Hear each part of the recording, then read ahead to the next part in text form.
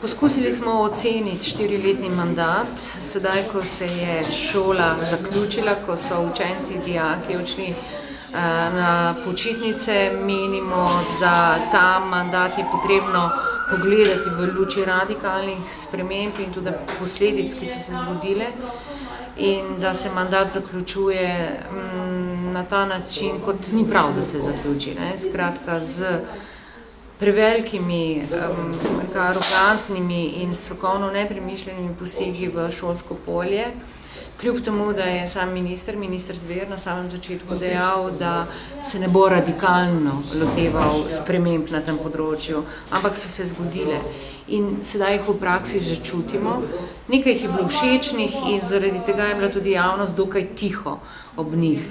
Še posebej ta okrog programa, brezplačnega programa za tiste otroke, ki so istočasno vključeni v vrtce, ki so se izkazale rešitve kot velika zadrega za občine, kajti PIS se je povečal, občine pa nimajo infrastrukture niti denarja. Zato in so posledično same podražile ceno vrtcev ali pa sedaj morajo celo razmišljati o tem, da nabavljajo kontejnerje, zato da bodo ti otroci vendarle dobili mesto. Hočem reči, da je bilo precej sprememb, ki so se dogajale nepremišljeno in strokovno, tudi ob prevelikem izključevanju stroke. Kakšne konkretne rešitve bi vi ponudili kot stranka?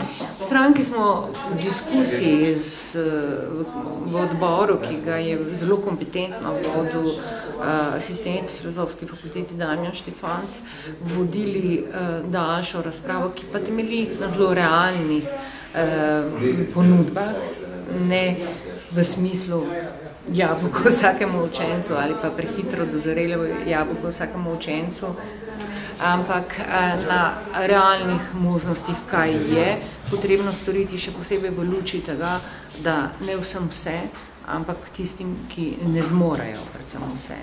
Odprta, prijazna šola, ki temelji na dobri strokovni izobrazbi z uglednim in spoštovanim učiteljskim zborom, ki ga vodi, pa seveda konkretno tudi pri finančnih in drugih izračunih smo šli že zelo daleč. Kot ste slišali sami, od možnosti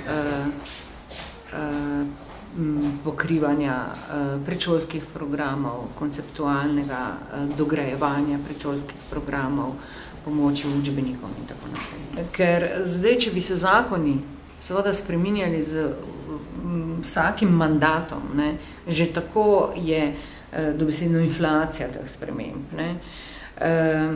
Jaz zagotovo menim, da tam, kjer je bilo narobe treba ne povrniti, na prejšnje stanje, konec koncev tudi prejšnje stanje ni bilo optimalno vedno in povsod, ampak poiskati pot drugam, ampak ne na način posiljevanja, agresivnega in brez dobrega premislega storjenega reševanja, ampak s premisleki, z jasno diskusijo, in to je bil poudarek tukaj, z strokovnim soglasjem, z neločevanjem stroke na naše in vaše in z konsenzom, z iskanjem konsenza.